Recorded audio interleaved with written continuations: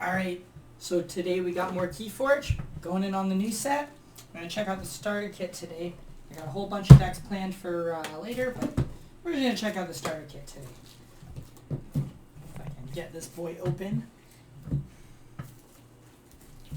Got it.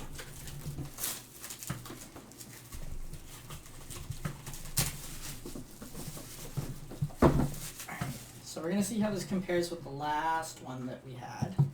Alright, so counters are right on the top, so let's take a look at the counters here. Alright, so we got a lot of these kind of like stun counters. This didn't come out very nice. Let's do a few more, see if they all come out easy. They come out pretty nice. I guess it's just that one. Just gotta watch if they're a little dangly. They get a little chipped. They're nice. It's much better than the cards before. So that's an upside. Then we have these like nice +1 like power tokens. These also just like make a lot more sense than as cards. I still don't like them, and I think they could be done better. I'm not really sure what the exact solution to that is, but there must be something better than this.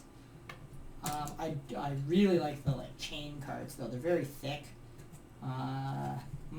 Yeah, they're really sturdy. Like I unless I put a lot of pressure, I'm not bending this accidentally or anything. This is gonna be great for going in a deck box. You can even use it as a divider, which is like really cool. So that's pretty good. You get 2 of them, which is nice. Then we go over here and we got 6 keys. They're a little bit smaller than in the first kit, which is a little bit more convenient. But I don't know. I like them. I like them big. Yeah, blue, yellow, red, same colors as before. Then we got the damage counters, also a little smaller, but I think that's okay on the damage. I think the damage ones were a little big, so that's nice. Again, they come out easy. These ones don't seem to be getting destroyed on the sides as easily as the triangles did. The amber is a little bit smaller too. Well, that one got stuck a bit there. You can see that. That's not cool. Overall, I'm liking it a lot better. I just wish they came out a little bit easier.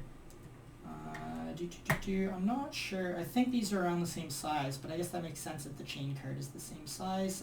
No real need for them to be any bigger or smaller, so that's cool. Pretty happy with those. And I believe it comes with like a nice little fold-out mat here. Not very practical, I don't think, but it's like a mini version of a mini one-player version of the 2-player ones that are rubber that are very nice. It's bigger than your average mat, which I guess is useful because fitting things on the battle line is really good. They've left way too much space here for artifacts. I think they could have done a little better on that. Alright, what else we got? Oh, they do have a second one. I like that. They come with 2 different colored ones, just so that you can play with 2 people. Alright, that makes that a little better. Now, from the looks of it, this comes with 2 sealed decks as well, and there are no pre-con, pre-made decks in it. I don't remember seeing... Oh, there is an instruction pamphlet in here. Because the last time it said to refer to the cards in the demo decks for keywords, whereas if this one doesn't have demo decks, I hope that it actually says what the cards do, as that's important information for a starter player. Yeah, it's got some information on the keywords down here. That's new. So that's very nice. Alright, well, let's crack into the decks, see how this goes.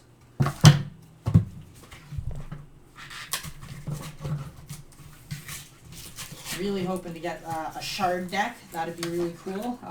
Ooh, I'm liking those houses. Shadows broaden our disc. Psychobolt, the Soldier of Anger. That's a really nice name. The names have been much better in the set.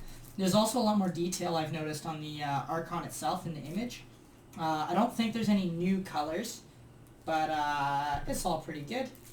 I'm gonna try not to spoil the code because my phone is broken, so I can't scan any of them yet. I can just get this guy open on the back here. I've noticed that these ones in set 2 are harder to open than the ones in set 1. Man, this one's really giving me some trouble here. I can feel the spot on the back where it's supposed to open, and it's just not given. Oh, I think I got it there. All right, we're good. Oh, we're not good. There we go. Yeah, they're a little bit harder to open now, I've noticed. Sometimes they come off cleanly, sometimes they don't. So let's just set that aside here. All right, let's take a look. We got a Subtle Maul, very nice. That Subtle Maul's grown on me a little bit. Situational, but very good. Merkins is a great card for disrupting their archives, or just getting value. Yancey Gang, very nice for stealing that amber. Throwing Star is up to 3 creatures, 1 for each creature. That's pretty good. As long as you can kill even 1 creature, it's a really good card. And we got 2 of them. That'll help, like, 3! 3 Throwing Stars. I like that. I think this card's pretty sick, especially in multiples. I'm sure you can do some combo stuff with it. That's kind of cool. Chip away at that stuff. It's definitely not hitting Brobnar. And we got Swindle. Swindle's a powerhouse this format. Skipping your turn is, like, kind of sucky, but at the same time, I mean, Steal 3 is just so insane. This is basically, you do the same thing for Bait and Switch half the time in the last format anyways, so it really just gets you there. Shadow's looking really nice. We got Sucker Punch, also an amazing card. Just being able to keep reusing this is really good. Even if you, like, just play it once on its own, get you that 1 amber, like, fantastic. And we got 2 of them. Well, I mean, this card isn't great in multiples, I guess, because you're never going to be adding more than... you're not really going to ever be playing more than 1 in a turn, so you're adding 2 back kind of sucks. But at least you'll see it faster. And then if you lose it, you can, like, still get that incremental value out of it later. So, you know what? Not the worst thing in the world. It's just good to, like, play it as is. You just kind of brick on 2 of them. And that means we have 3 alpha cards, which kind of has some counter synergy inherent to it as well. We should keep an eye out for small creatures like Merkins that we can destroy. Actually, no, this only hits enemy creatures. The Throwing Stars can hit our own creatures and make amber. The Sucker Punch cannot. Let's see. Then we got Lamindra. I haven't seen this one before. Deploy Elusive. Its neighbors are elusive. That's really sick. And again, with the Throwing Stars, we just get an amber off of that. Don't know how often we're going to want to do that, but that's pretty cool. Dusk Chronicles. Play if your opponent has more amber, then you draw a card. If you have more amber than your opponent, archive a card. Archiving in Shadows is just really good. And then obviously if you just play this card for an amber, it's good. So this card's really good. Bad Penny, very nice with the Throwing Stars. We can just use her to keep getting value.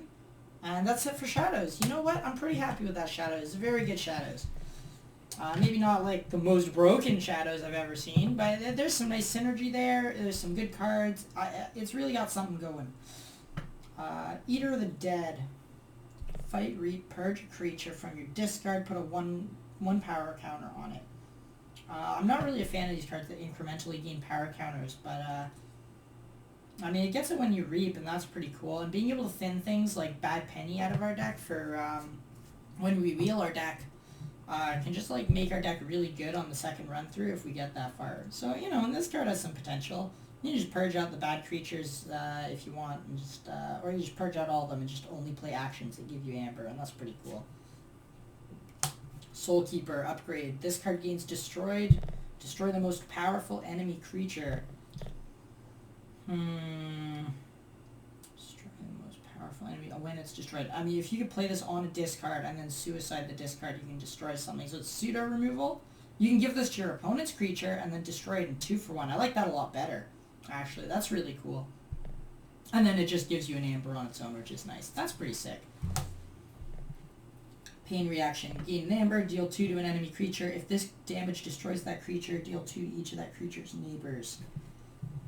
Sure, spreading damage is good. Gaining an amber is good.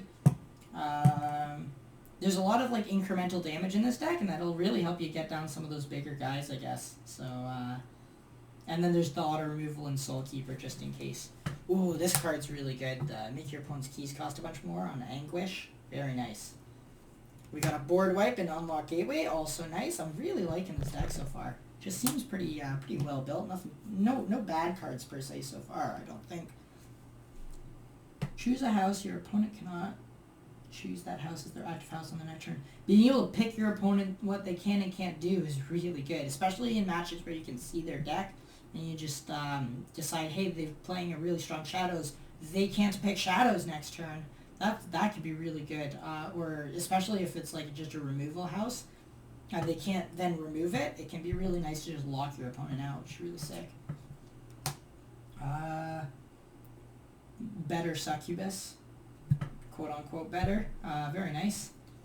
Gub, I like Gub, and you know what? Playing him on if he does end up off of not off. If he ends up on a flank, again throwing stars on this guy can get us an amber. That's kind of cool on a non shadows turn. Dustin, very good with what we've got so far, I think as well. Least powerful enemy creature. Enemy is an important word here. Very nice. There's a lot of hard amber in this deck. Binding Irons has also been proving itself to be really good in this particular format. I've definitely been put on power level 2 already. It's pretty good. Banish. Enemy creature into your opponent's archives. It's basically removal. I like it. Gain an amber is better than any other card that gives an amber because you remove something, sort of. Quote unquote remove. So that's cool. Yeah, looking good so far. Get some creatures going in our Brobnar and we'll really have something. Got some giants already. That's always good to see. Lots of giant synergy here. Is ready. Each creature takes 1 after it enters play. Get rid of that small stuff your opponent plays. We got some small stuff too, but like outside of Bad Punny and like the one other card, we're not going to kill anything. And just again, all that incremental damage is going to stack up, so that's really nice. Ooh, flex. Oh, that's great. All right, we got a flex. All right, sound the horns. They'll dig out our creature. Hopefully there's more creatures, but even if there's not, we're looking pretty good here. Screech Bomb. There's another giant. Not one of the better ones, but I'll take it as a body because I was a little worried we weren't going to have any more. Pound. Ooh, a Lollop with the flex. Very nice. Grok. Okay, we're getting a good number of creatures here. Ganger Chieftain, also very good. I've never seen Foozle before. You know, an enemy creature has been destroyed this turn when it reaps, gain an amber, so it can like somewhat reap for 2. That's kind of cool. It kind of goes with the way I generally like to play Brobnar, just swing a little, reap a little. So yeah, all right. Well, we're looking good. A Coward's End. So we got another board wipe. I don't know how good that particular one is here, but I guess we can like archive it with that one Shadows card, I think. So that's pretty cool. And then 1-2 punch. Just lots of amber cards. A very sick deck indeed. Wow. That's cool. There wasn't anything too particularly spectacular in there. Very few it looks like the deck only had 2 rares in it. But I don't know, it's a pretty good deck for what it is, with a very nice name, Psycho Bolt, Soldier of Anger. Sick deck. I'm happy with that one. Hopefully this one will be anywhere near as good, if not better. Oh, let's flip that off to try and make sure I scan that, because I think I opened too much of that. All right, we got Gobnate Exusis the Third. Shadows, Untamed Dis, also very good houses. And yeah, the Archon art again, just like much more detailed than it has previously been. Let's see if I can crack this guy open. Again, proving difficult to open here. Again, maybe a little easier if you can see the backside, but I do know where the flap is. And it's being a hassle to come open here. Trying to pull from the top, bottom, as well as to the side, because sometimes it just doesn't grab on the side. I'll just pull it back here and take a look.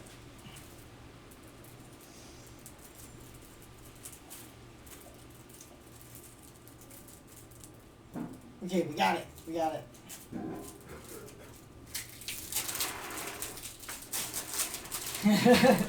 Hopefully your decks are easier to open than mine. That was a hassle and a half. Alright. Niffle Grounds? Sure, why not? I'm loving the flavor text on these cards too. With like this one. Welp, we're niffled. Which is great. Gaining Amber is always good. She's a creature. For the remainder of the turn, creature loses Taunt and Elusive. Not the most useful artifact, but it gives an amber, so it can't be all that bad. Nature's Call, a very good card. Flaxia, good card to see with Nature's Call. Big Tree, I like Big Tree. Destroyed your damage creature gain. Not the best card. Hopefully there's not two of these. Okay, there isn't. That's good. I open a lot of decks with 2 Save the Packs, and I'm not a fan.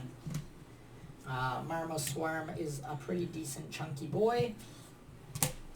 We got Nox, 3 power for each neighbor, so it's generally going to be 9 power if you have 2 neighbors. That's pretty good. Even with 1 and 6 is nice. Key Charge. Key Charge I've been seeing a lot in the set 2 decks, and I'm not sure how I feel about that. I feel like the game might be better off without this card, but I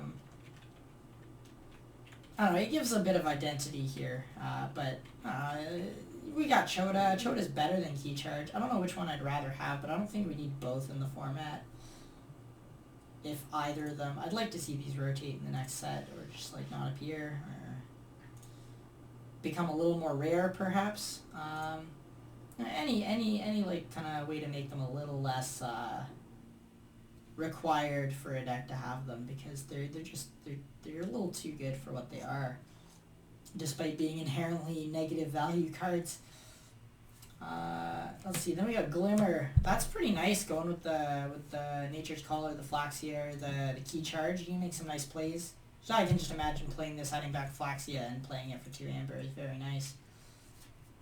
Fang House. Sure, it's another creature. 2 of them. Darna. Well, I hope we have a way to damage the creatures, because that's going to give us a lot of amber if we do. Ooh, a Sting! Very nice. Always happy to see the Sting. There are some good counter cards for it this set, with Forge Master Og I've seen being one of the best answers, but I'm always happy to see a Sting. What a great card. If you just play this at the right time, it's disgusting. Then we got the Subtle Maul. Sure, why not? Special Delivery. Lots of artifacts in here. 3 damage to a flying creature, purge it. Yep, alright. More artifacts. Maybe we have a Carlo in here. I don't know if Carlo is a returning card or not, but that'd be kind of cool. Night Forge. Oh, that's new.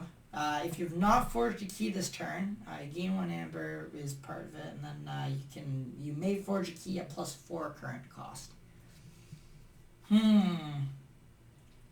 So we have a Shadows Key Charge that is essentially, because it gives you an amber, lets you forge at +3.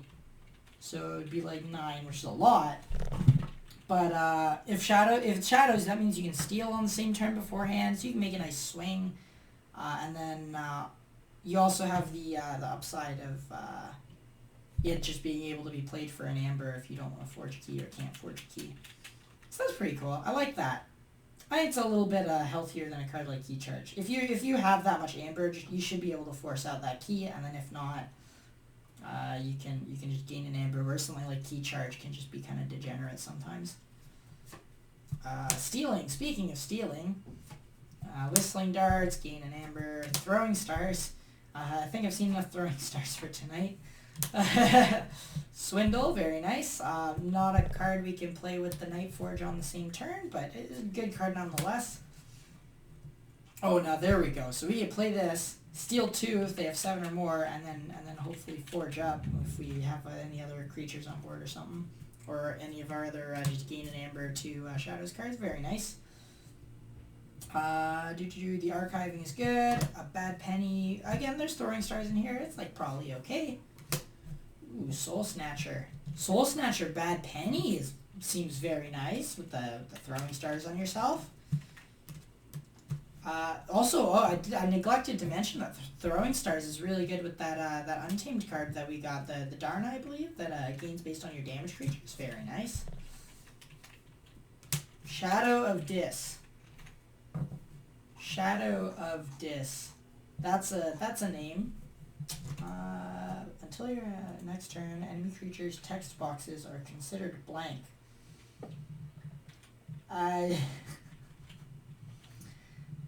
That's a weird card, but I like it.